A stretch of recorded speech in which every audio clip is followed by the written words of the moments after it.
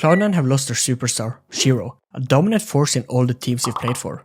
Only SHIRO making his last stand, trying to make it happen, tapping them out. They've given him room, they've given him a chance. But is this bad, now that the AWP is not as impactful anymore? Today I'm breaking down Cloud9's first match without SHIRO. And we're seeing how Boomish is doing in his new team, and Hobbit finally having impact. For that bomb. We're entering the pistol round, and here FNATIC are on a default setup. Or are they? Well, as we can see, they're gone 3 players towards A side, something quite unusual since most popular setup are the 1-1-3 setup with 3 players on B instead. Since on B, the Glocks are just much better. But FNATIC's game plan is to take all of A main control, so they will know where and when C9 can come from. While Cloud9 are trying to play into FNATIC having a full on B stack and are sending 4 players towards A and 1 middle. Their goal is use the 4 player pressure to take A side, since they are in the mindset that FNATIC will only have 1 player here. And then use the mid player as an alarm, since it's most likely that FNATIC will rotate through middle. But here it all comes together for FNATIC. While Cloud9 are setting up utility with a smoke, CT and cave, default smokes, Crims is walking into main and here can catch 1 player. And seeing what this does, FNATIC on an instant are rotating from mid and B all over to A. While Cloud9, thinking they might have killed the A player, is going fast to be before the rotations. And it's why Afro and Cave is not properly cleared, and Messi in this amazing position is not cleared out. And here Cloud9 tries to take site, but Messi finds 2 kills and Dexter uses this nade main so Messi can hear the sound cue and swing off that in case the nade hits someone. And FNATIC takes the first round. Messi in the back lines. Because of Crim's aggression, I don't think they clear this. With Afro taking the contact, that sells the idea even further. Messi waiting and Messi securing. They're not ready for him, and now Hobbit left all alone.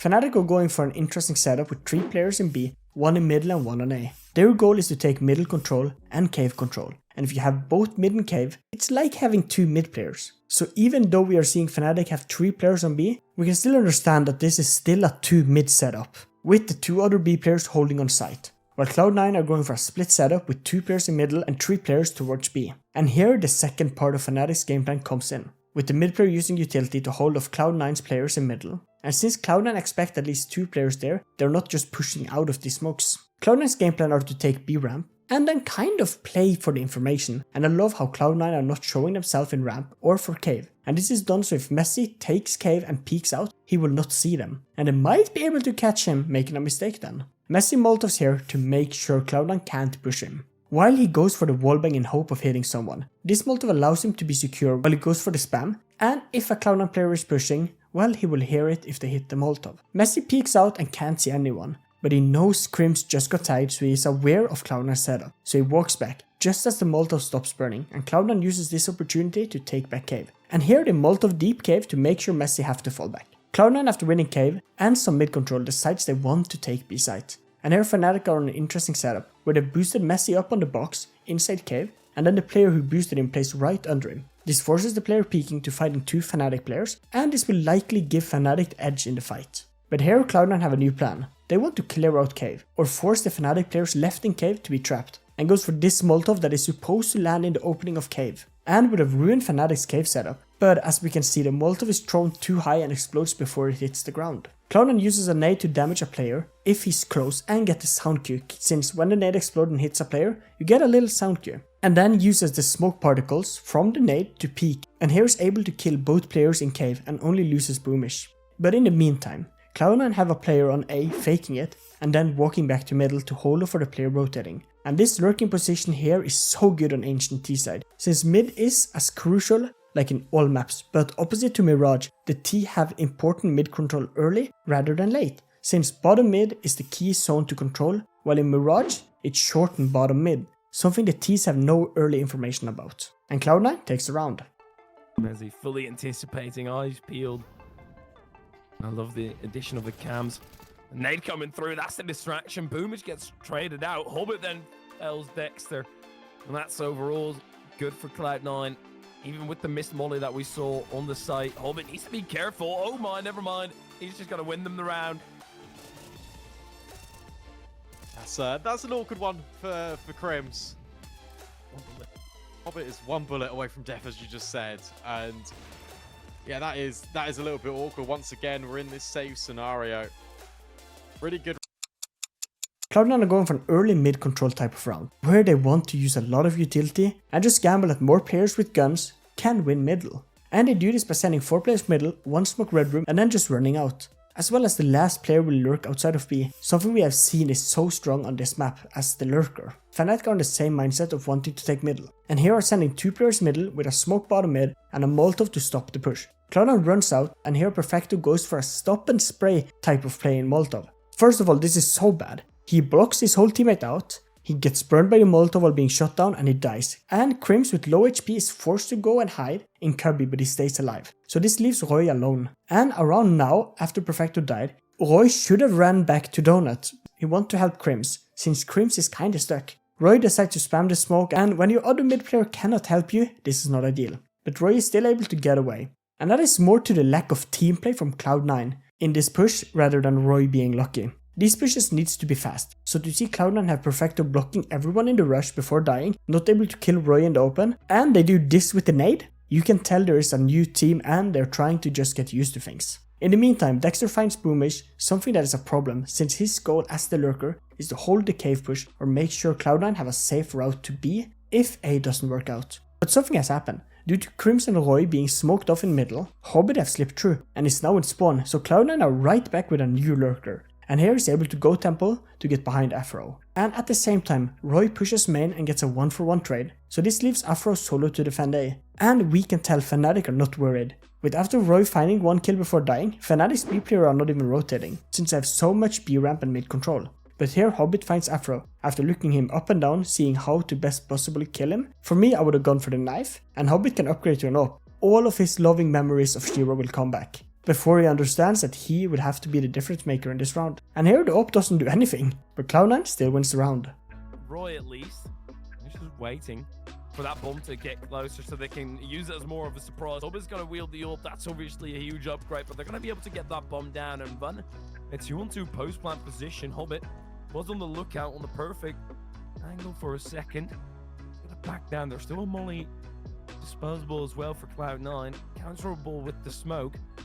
Dexter is just closing the gap outright, not using anything here. Electronic will go peak, and that's the end of Dexter, and it feels like the chances for FNATIC have just plummeted. All up to Mezzy to try and find an opener against Electronic. That's nice at least.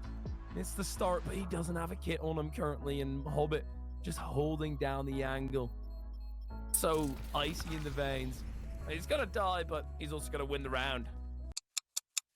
We are back to round 11. So far FNATIC have been dominant, and I will say something controversial. It's since Cloud9 have not brought out the AWP yet in this game. And Cloud9 are understanding this, but in a different way. They're not buying an AWP, but they're rather using 3 early smokes to cut off any long range angles an AWP would have been at. And here uses a smoke red room, cave and donut, while then having 2 players towards A and 3 towards B. But it's unsure what Cloud9 wants to do in this round, since bomb is dropped and they have opted not to do much mid control early. While FNATIC are back with 3 players on B, Roy in middle taking it fully and Crims alone on A. But FNATIC gets tired. It's boring as hell to wait for what the T's will do, so here FNATIC spots the golden opportunity. Why not just take middle and control the round?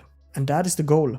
Here they send 3 players middle and then 2 on B, since the middle players can easily rotate to A if needed. Electronic peeks out middle, and here sees FNATIC's whole plan, and this triggers the Cloud9 push to take B site. And it goes as well as you would have thought, with Axel getting 2 entry kill and Cloud9 taking the round. I think the early utility from C9 was a great idea, but the execution of it was not. Why use so much utility in middle, just not to even touch it and give it back to FNATIC? Towards ramp, Afro misses the shot, and Cloud9 are in the bomb site. You see those heads pop up. Afro with the first shot, and Axel, he's trying to wreak havoc over towards the other part of the map. He's cleaned up A entirely, but Cloud9, the head of the push, is still going over towards B. Perfecto slices Afro and Dexter, even though there is a rebuttal. There's no save Xville, so for... Pistol run is up, and the game is 6-6, so it's a close brawl on Ancient. And here Cloud9 going for the default setup, we mainly see of 3 players B, 1 middle and 1 A. And look at the A player, he knows he's alone on site. And when you're alone on site you have 2 options. One way is to take A main deep control and die as an early warning net, so his team can rotate before the enemy takes A site. Or you can go into backside or donut to play a little bit passive there and to help middle or somewhere else, to make sure that if it's an A execute, he can stay alive until his team can help. FNATIC are going for a mid take with an early red room smoke, and here Electronic finds a kill through the smoke, but this does not stop the donut take from FNATIC. And here Exile finds 2 kills just running around in donut. Or as a car enthusiast would say, he's doing donuts. I'm so sorry. But it's right now a 2v5, so how did this game go down to a 2v2? Well, let's look at it. Electronic runs from side to help Exile, not really thinking about A main, and here Messi is able to find a kill on him, since the A main player spotted Electronic. As well as the lack of team play again we're seeing between Exile and Electronic. It's kind of insane Messi were able to find 2 1v1s in his position, stuck in donut. But this kill on Electronic F-subs Exile, and he will now be pushed by 2 players. So this kill secured site, and 1 more kill for FNATIC. Messi is not done, and here he finds Hobbit through the smoke. Let me see this from his POV, a great pre-fire. In a demo from matchmaking, he would be banned for that. But from such an amazing game by FNATIC, when they both decide to peek CT, Perfecto god knows how, finds both kills and save Cloud9's pistol round, that originally was a 5v2. There's a massively quick push, which actually seems to be happening here by FNATIC. Electronic already getting the first, but Axel most certainly in trouble. Gets the kill on Roy, but there's so many T's heading for him. Oh my. The scalp taker of Axel is activated. And there is another threat on the side. Messi wide swings. That's a nice kill all of a sudden. FNATIC right back in the round with that. Look at this though, Dexter looking to go through. Messi's just shot him through the smoke. I thought Hobbit was surely going to kill the IGL FNATIC, but instead... Stop, enhance, zoom, zoom again, and enhance again. Now drop down and do 10. And we can see the AWP is out. And it's on a Perfecto. Not really the guy I fought with AWP, but let's give him the benefit of doubt. Cloud9 are 3 players on B and 2 in middle, with 1 going donut and 1 staying top mid. And here the goal of C9 are to take mid control and then use the space they have. But since FNATIC are not challenging mid, this allows Cloud9 to be a little bit crazier, and here they use some utility down B ramp and towards cave to box in FNATIC and allow the mid players to walk up Fortnite and peek. But stop, what was FNATIC's game plan this round? Well, they went for a very default setup with 1 player lurking and 4 players together outside of B. But here since Cloud9 used some early smokes, their whole idea of taking map control or anything from B have been wasted. So here they go to what I like to call panic mode. It all starts with Roy pushing through a smoke into cave after being baited by the classic I reload and you hold strat, where Boomish wallbangs from cave and hits Dexter very low, and when he goes to reload, this forces Roy to think, oh, the cave player is reloading, let me try to fight. And only thinking it's 1 player cave, and he swings and is met by Hobbit, keeping his captain alive. But we have forgotten a player, the Fortnite player. I mean that with the position, not like the game. And here it all works to perfection. Since FNATIC had no mid control, he have been unnoticed, and since Cloud9 have used so much utility, FNATIC does not think to check it. And here Electronic can walk out and find 2 kills. And I love how Messi was just holding that, and then decided to go for some wallbangs instead, and here Electronic gambled correctly. And Cloud9 wins the match. Been playing to his normal standard, that's for sure. Might get a contest here. Out towards Shelf, Boomich walks through the spam, does connect onto Dexter, nearly converts into a kill, but instead Roy wanted to try and punish. Hobbit's there to kind of compensate for that reload. Bails Boomich out of trouble, and meanwhile, whilst all this is going on, mid space yet again taken. There is an interesting element. Crims is quite deep in A main, so as long as Cloud9 stay alive, it should be completely fine, and that's exactly what's happened. Electronic steps in with the contact taken, and now Crims, sure, he's got the bomb site, but the bomb firmly under Cloud9's control.